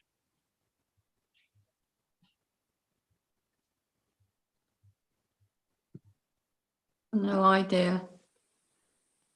Somebody said earlier on, we had this little bit of a debate earlier, and me and Margaret were saying one thing, and we had a couple of others saying something else, right? It was about, the issue was, Peter said, and I think you were the one with Peter. Peter said, well, they must have built it for a reason, right? And me and Margaret said, but the original meaning changed, and this sort of altered. Now, sorry I picked on you then, because what I wanted was, there's no evidence of where the people lived who built this. Right. That is very important. They would have needed a group of people to build this, right? And they would have needed feeding. But I did mention one thing last week, which is very difficult for you, which might be difficult for some of us to take. Maybe this was built over 200 years by a very small number of people, right? I know that's very difficult to take, because if we don't have evidence of large numbers of people to build it, maybe it was built by a small number of people over a long period of time. Let me just let you all nod your heads. And Peter, I think Peter's probably nodding his head at this point, but I need to say this, right? The year was 2007. And no, it was late 2006. It was. I got to get the chronology right. It was late 2006. My wife and I, with 3 children, right, had a small holding in a place called Glenaltyd Wells, right? And winter was coming, and we had to build a driveway, right? So, and to build the driveway, we needed to cut all the clay and the earth out in front of the chalets that we were staying in. And in front of us was this big building that we were trying to renovate, right? Well, I say big building, it wasn't huge, but it was a building we were trying to renovate, right? So we needed to dig it out, and we looked at it, and we were told, right, you've got to dig all that out. It was a planning thing, right? So in the course of a week, we shifted 100 tons of soil. 100 tons of soil in the course of 1 week. With 3 children, me and my wife, we moved 100 tons of soil by hand using wheelbarrows and shovels. And I know it was 100 tons of soil, because there are 10 wheelbarrows to a ton, right? We moved over 100 wheelbarrows of dirt. Now that was 2 people with 3 children in 1 week moving that amount of soil, and we did it. So it's possible to build something like this over a long period of time with a small number of people. That's what I'm saying. You can dismiss that. That's what I'm thinking. And the other thing as well is, somebody mentioned earlier on, and you know, I apologize to Anne for this. I gave the impression to Anne that people may have been forced to build this. That's not what I meant, right? that is something that is abhorrent. People weren't forced to build this, because when we look at Stonehenge, for example, what we think of with Stonehenge is that, not Stonehenge, get rid of that one, but maybe Stonehenge as well. Yeah, let's put Stonehenge in there. We don't know who built, we don't know where all the builders were who built Stonehenge.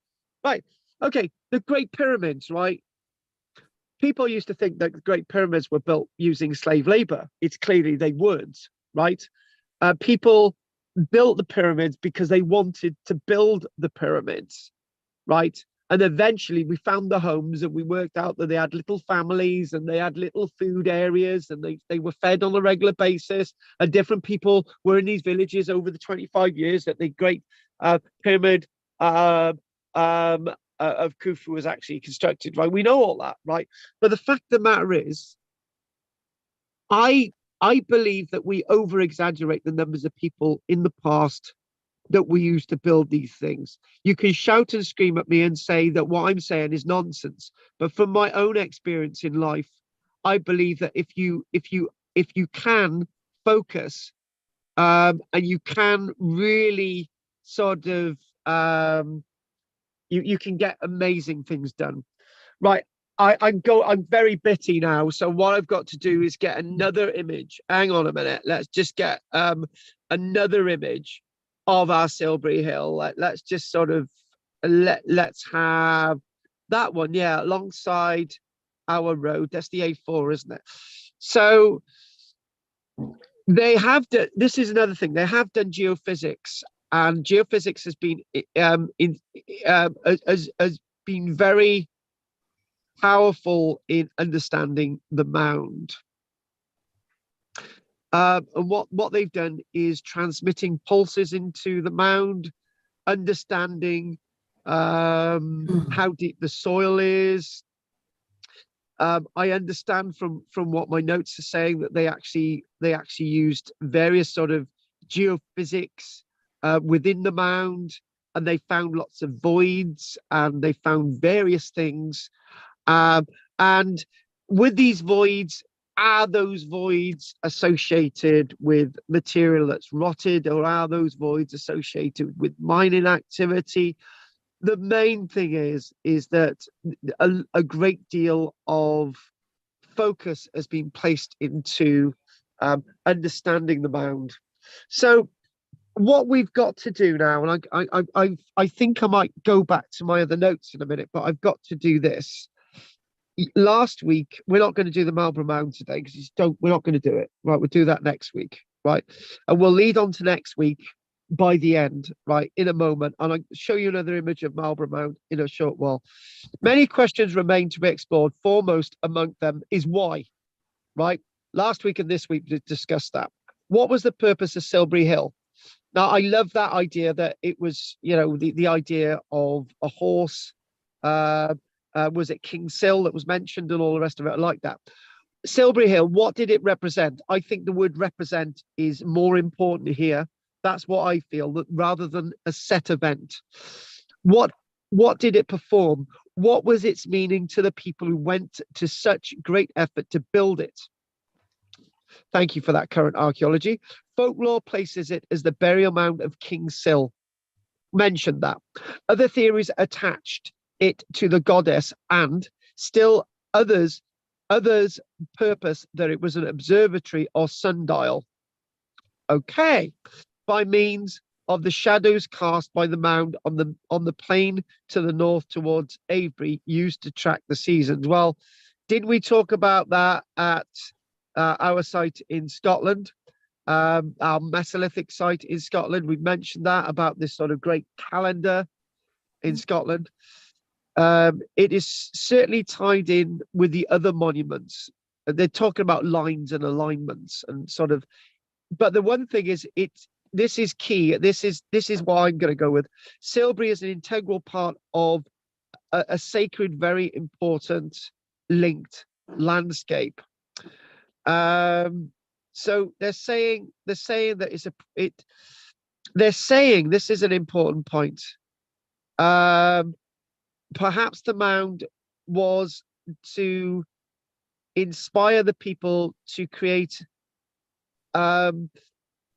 representations of other mounds. It's a mound to represent other mounds, like a place known as Pict Hill, which is nearby in the Vale of Pewsey. Obviously, you've got the Pewsey horses down there as well in Wiltshire.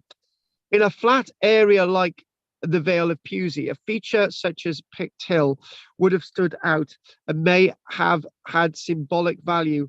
Was Silbury an attempt to emulate a natural hill, and it makes this hill special?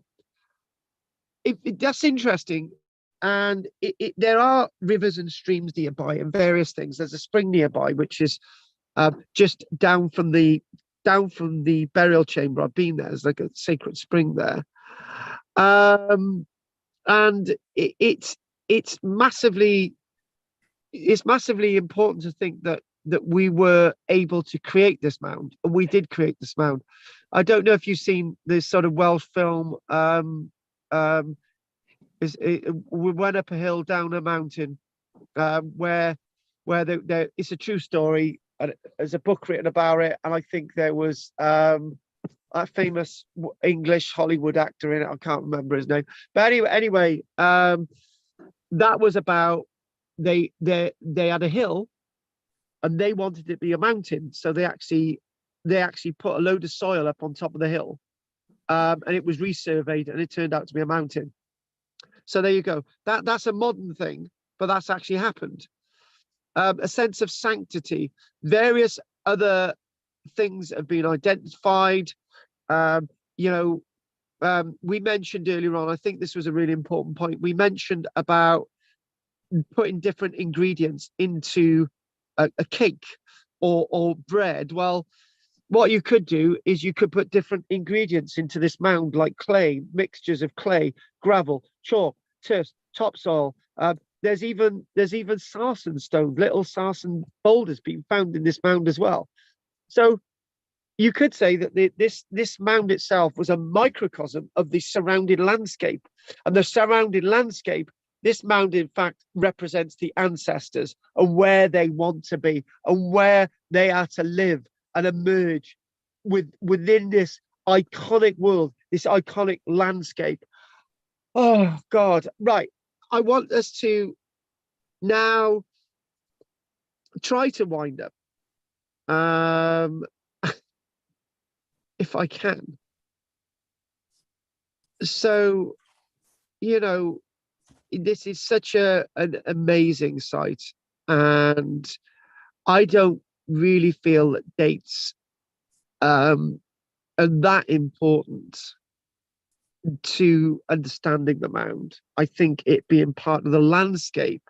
We've mentioned the Angles, we mentioned the Saxons today, we've mentioned Normans, we mentioned the Romans and the road and the settlement, we've mentioned other civilizations.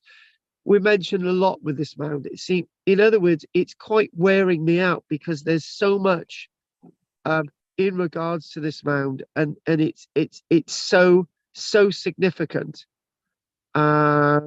And what I would like to do now is 9:40. I want to introduce the Marlborough Mound on the back of this. I would have liked to have spent more on it, but this isn't your cake. Then we'll have a lot more to eat when we look at Marlborough Mound last week. I want to show us another couple of images, and then let's just have another little look at, last week I mentioned about this being like a chalky hill, obviously a little bit of dew on the ground, sort of making it look quite frosty. And we mentioned last week, we mentioned sort of all the ideas, like something like this, various different tiers of building and so on. And we sort of likened it to sort of pyramids in Egypt and so on. Is this how it was meant to look? All these sort of rubble fill and chalk and turfs and so on, ditches and so on. And again, looking at something like this is sort of very, very enigmatic, very misty, very spiritual. Obviously, that domed roof on it would have would make it look very different. There it is. There it is with sort of the flooding around it. And again, it puts a different perspective on this mound. It makes us want to ask more questions than it's worth. And obviously we mentioned about the height being 41 meters high. So what I'd like to do now, I'd like to mention the Marlborough Mound. There's so much you can say about Silbury Hill.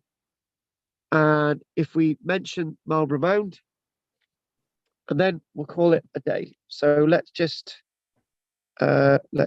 see, Aaron.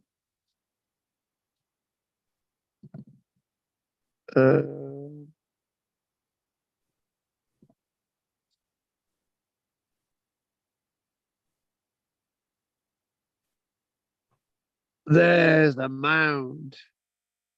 Very different this mound. And I think next week we're gonna have more fun, because the Marlborough Mound is in the middle of Marlborough, right? It's not in the middle of a field where the Silbury Hill is. And interesting enough, when they started investigating Marlborough Mound in 2007, 2008, you can see that those buckets are there to take the spoil away from the excavations or the work that they're doing there. And it turned out that the mound itself was not constructed in the Norman period. It used to be believed that this mound itself was built by the Normans, and various other things to be said about it. However, Marlborough Mound is not the only mound. There's also another mound up north known as Skipsea Castle. Lots of other mounds are actually being investigated in Britain to sort of help us understand the origins of those mounds. That are they Norman? Are they from other dates? A lot more evidence has been found at Marlborough Mound, and I'm hoping that we can sort of try to understand this mound a little bit more concisely than the likes of Silbury Hill. So we are going to call it a day now, and there's my little introduction on Marlborough Mound, and we're going to call that a day. So we're going to see if there are any questions. So we will do Anne, and then we will do David. I think that's alphabetical, isn't it? Right, so Anne first. I know, Anne, don't I look like Mary Magdalene now? Yeah, you're very pretty.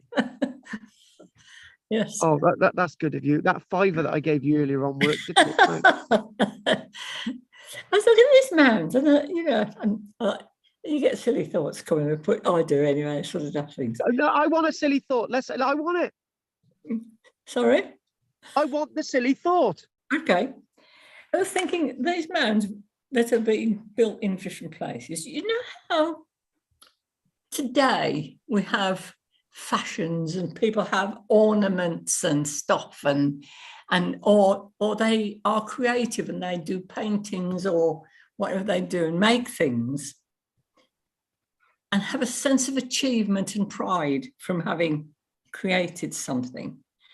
And whether these mounds it's our mound that we've done, and they've got a pride in it from whatever the reason was when they've got it, or when it was going up, they kept going at it to make something that they could really feel, we've done this. This is created. I don't know. I think people do enjoy creativity and doing things. I don't know. I mean, it might be silly, but I just looked at it and thought, if I'd built that, I'd feel very proud of it.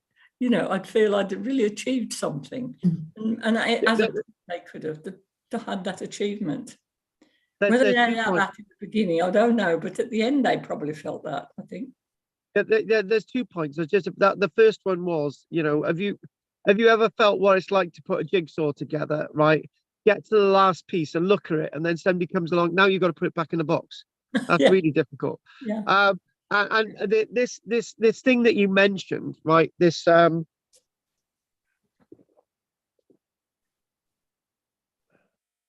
know, this sense of achievement is actually a modern concept, Yeah. right? Okay, my life, I gotta go out there, pass my driving test. I pass my driving test, get a car. That's an achievement. I get married. That's an achievement. I fly on a plane. That's an achievement. You know, we've got all these things, all these I was things. thinking more of the creativity of it, an achievement in creating something rather than doing these tasks like driving licenses and things. If you've made something, if you've gone and dug up some clay and made something out of it, there's a difference in that than in just achieving something through, the more normal things that everybody does, I think. What I'm also trying to get at is that,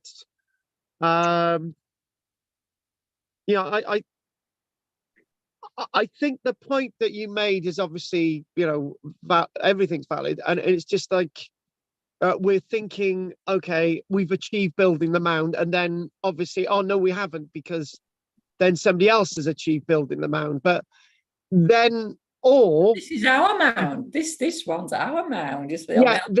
Or it's their part of the contribution to the mound. Yeah. This is our bit to the mound. Yeah. That we've done. Yeah. Yeah, this is my bit to the mound. I don't. This is the point. I don't know why the mound's being built, but this is my bit to the mound. I've decided to add this, right? And I really see what you're saying. I know what I'm saying. You know what I'm saying. If nobody else, I did think. I thought when I was looking at them, I was thinking this and thought it's a daft idea, but nevertheless, I do think we have. It's part of human beings are very creative, and when they have done something, they can look back at it and, we've done this, and have a sense of pride, or perhaps more than achievement, I think. Actually, I'm with that. Pride rather than achievement. That puts it in an older perspective. Yeah. Yeah. Exactly. Cool. Anyway, thank you for that, Anne. What about you, David? No, nothing, thank you. Okay, right, next. I need to get to bed. Oh, okay, David. You're off now, are you, Dave? Good night, David. Okay, night, David. Thanks for Bye, joining. David. Bye. Night, David. Night, David. Night, lovely. Night. Okay. Andy's next on the alphabet because A comes after D. Right, that'll be the Welsh alphabet then. Yeah. Yeah, it's a double D. Yeah, exactly. I'm kind of wondering with they're starting to explore, which they're very slow at doing, aren't they? These other mounds, and I'm sure there are other ones, because I'm wondering whether it's a similar thing to the stone circles and things. They're all over the country. Well, they are concentrated in certain areas, but they're all over the country. And I'm thinking, I think there's quite possibly mounds all over the country too, and that was another phase of a period in whatever that construction period that they did. Whatever reason. There's sorry to interrupt there, Anne. There's a pseudo movement in history and archaeology today now that is basically wanting a re-examination of our history. Because there's too much of everything being bunched into one box. Yeah. There's too many things out there that do not run with the what it is, right? Everything.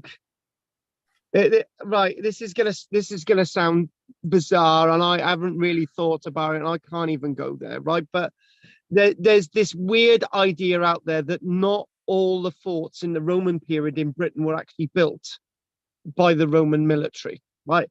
And you're thinking, this is a really weird thing. But when you start looking at these forts, right, some are built really differently. If you look at the fort at Hard Knot, right, it's not the same as a fort built at along Hadrian's Wall. Mhm.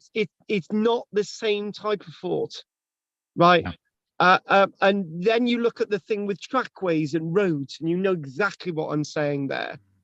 And you start to think about sort of these mounds, and you know this thing about burial chambers, you know, Neolithic burial chambers, but there's others saying, myself and Professor Colin Richards and others saying that, well, they were used for other things before they become burial chambers. And you're thinking, right, okay, what we need to do, we need to be a bit more open, because there's so much of this. What we can't do is have everything with the same dinner bell, right? Because other people want a vegan. They don't all want beef. You know, there's this, and I think we shouldn't resist this because it makes history more interesting. I tell you what, Andy, right? You know, we could make the Mesolithic period so boring if we wanted to. And that's exactly what the Mesolithic period was like. You know, you think about, I tell you what I'll do star car in what was in the original textbooks, right? You'd be bored stiff after a few days, right? But we didn't do that. And this is what we've got to do. We're gonna make it more flowery, because history's flowery. The people who actually lived history were interesting, not boring people who just lived in a cave. Yeah, I mean, you know, a comparison. I was just thinking of that. There's a small building in the village here, down the Pier Lane, that has been used for at least half a dozen different uses. It's the same building, and yet that's just in what 120 years. So the progression of thousands of years of use, it's bound to have been used for multiple things. Oh yeah. So yeah, nobody would have thought of Barry. Nobody would have thought that a police station in Barry would have ended up as a Islamic mosque. no. That's quite amazing. Yes. Yeah, good. Right. Yep, Okay, thank thanks you. for that. Thank you. We were right about David. He does get a bit tired. Who's it next in my alphabet? Peter. That comes before D for Drina. No. Peter. No, nothing from me. I'm fine. That was good. Right. So that means that D does become before M. So I got that right. Drina. Yeah, no questions. Thank you. It was good. Right, thank you. I'm glad you approved. Thank you very much for that, Drina. Thanks for phoning up around everybody. And if it wasn't for Drina, we wouldn't have been all here today. Because what it was, Drina said, "Oh, go on, Dave. Go on, Dave. Go on. You know you want to do Wednesday evening," and he did. Right. So who's left now? We got Margaret. Go on, Margaret. Chuck your whatever at the screen and let's do it. Go on. I just wondered, at what stage does a mound turn into a hill? Good one. Yeah. We've got all these mounds, Marlborough Mound, this mound and that mound, and yet we've got Silbury Hill. Oh yeah, technicality. This is the hill becoming the mountain again, isn't it? Yeah. Ours is Snobbery bigger than perhaps. yours. Yeah. Snobbery, perhaps. Yeah. You never know. Yeah. Ours is a better one. As Carl mentioned earlier on, people went up a mountain, went up a hill and came down a mountain. Yeah. It just meant that it was 900 and so many feet high. They needed to put another 10 foot on the top to make it a mountain. Yeah. And that's what they did. They went up the hill and came A down a mountain mountain. is 1,000, is it? And so these people went up a mound and came down a hill. Yeah. Yeah. I just wonder if it was built to commemorate some event or some person, Yeah. much like the Eiffel Tower was built to commemorate 100 years after the revolution. And you know, various statues and things that have been erected these days and over the past few hundred years to commemorate an event or a person. So it could have been something like that, couldn't it? Yeah. I wonder what they would have to, what would be a great thing for them to celebrate. But it took such a long time to build. Yeah. A local hero, No. an event of some kind. Mm. I could be a local hero, couldn't I? But I suppose the local hero would have had to have been really great to have lasted for how many years it took them to build it. Yeah, Keep that in mind, who he was. Could have been gored to death by a wild boar or something. So X marks the spot. Yeah, you're right. You're right, Anne. The problem is there that everyone's forgotten what it's about now. Yeah, we haven't got that oral history from thousands of years ago. No. Even then, they could have made it up, because there could have been a child that thought, right, I want my dad commemorated, not the old fuddy-duddy. Yeah. Yeah. Oh God. Anyway, that right, no, that's brilliant. So onwards and upwards for Marlborough Mound. Guess what? We haven't got to 10 o'clock tonight. We're 3 minutes short. Oh, bugger. Oh, sorry about that. I'll be back on Tuesday next week. Oh, hey. That's only 6 days away. It's thrown the whole week out now, isn't it? I have no idea. I won't know what day it is tomorrow. You won't be able to read another book. Oh. I'm not going to tell her we're doing Marlborough Mound next week. If I do that, she'll have already read about it. Absolutely. Well, it's all in this prehistoric Avebury, which is the whole of that area, but it was written in 1979. But very good book. Yeah. No, I'm glad you approve. You know, it's good to get your approval. Don't worry about the rest of us. You know what I mean? Yeah, it's all good. It's all for the good of the country. It's good to share, isn't it? It is. Sharing is caring, I say. Do you know, my mother had a saying when she'd been working very hard and she was getting tired. She used to say, "Oh, I'll be so glad when I've had enough." Great. What? I'll be so glad when I've had enough. Oh my God. She was from Yorkshire. No messing. Right, You still haven't answered. Is it Tuesday next week? Yes. Well, yeah, of course it's Tuesday next week. It's Okay, Margaret say so. Margaret got a bit too excited. Oh, we better. Thunder and lightning and hailstones here. It's almost difficult to hear you with the thunder. There's some tremendous thunder breaks. Yeah, well, we haven't had anything down here. No. Been quiet here as well. I got 2 years. I have quiet here. All right, never mind. Let's move No on. wild frontier then. No wild frontier. No. Yeah, it's like what I used to say about the Star Wars films. This happened in a galaxy far, far away, a long time ago. Well, that actually proves it's actually based on fact. So it's real. It's real, yeah. Have you heard? There are others out there. There's bound to be more people, more others out there. Yeah. Have you It's infinitum. Yeah, ad infinitum. Well, I got to be honest with you, Pete. You're wrong, because they can't have good miners anywhere else in the universe than a Cornwall. No. All right true. then. Yeah. That's my point. I found out the other day that the light from the sun takes 50,000 years to get here. Ooh. Shut up! Well, that's history, isn't it? So when those guys were making that bread, Yes. There's a little bit of starlight coming. Yeah. Hang on a minute. The sun takes 15,000 years for the light to get. 50,000 years for the light to get here. So you're looking at history. So is there a possibility that the sun is no longer there? No, because we can look at it through telescopes and cheat that. So we know it's still there. So the solar flares, the radiation moves so much quicker than light. So, but it's quite extraordinary.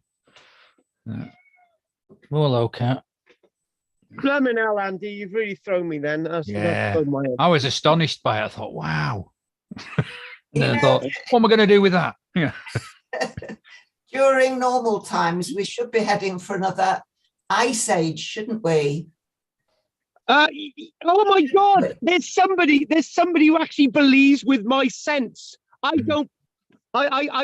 Andy knows my view on this. I don't think that global warming is a man-made phenomenon. I think it's just a cycle that we're going through. But we should be. We should be. They always said we would be due for the next ice age very soon. Yeah, and well, next week. The greenhouse gases are preventing it happening. Next week at the earliest, love. Yeah, maybe in 2 weeks after that. But mind you, it gets so cold in blooming Ironside, you wouldn't know any difference anyway. No. Just get a bit chilly, doesn't it? Yeah. It does, particularly along the front there. Elon Musk is inventing a new form of transport. Have you heard about it? No. Oh my God! I was hoping we would finish in about 2 minutes. Go on, yeah, no, go on. No. What's this transport going to be? Did you have a clue? No, we want to know. It's going to be some kind of. It's going to be better than the train. Trains will be no good anymore. So HS2 is a bit of a waste of time. It's going to hurtle people along in a pod at 650 miles an hour. All right. Yeah. So what you're saying, you could get to Land's End and John O'Groats in an hour. Yeah. If you get the right one. Yeah. Otherwise, you're going to end up a long way away. Yeah. Him and somebody else, I can't remember who, are developing this as we speak. Yeah.